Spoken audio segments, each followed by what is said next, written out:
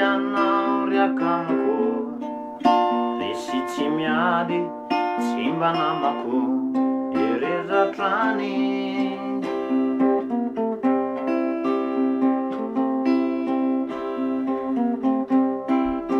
Azaondrika ny lohanao, saody arendrika ny herinao, atrakao ihany.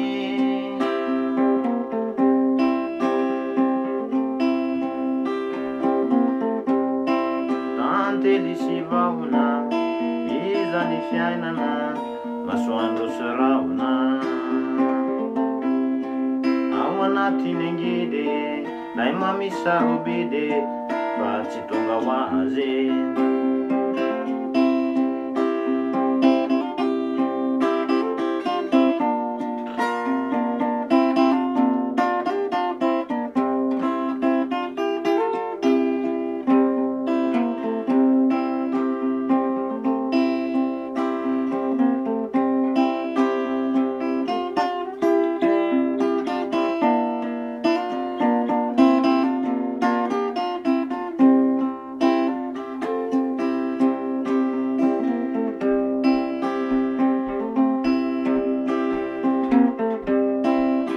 Tantely sy vahona, iza ny fiainana, masoandro sy rahona.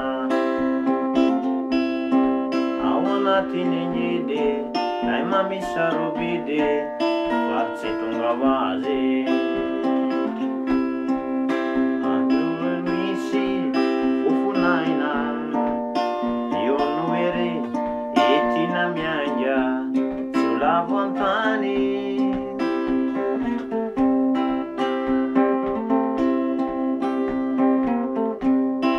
Mambalalana, iza ny fiainana, tsy laitra zakaina.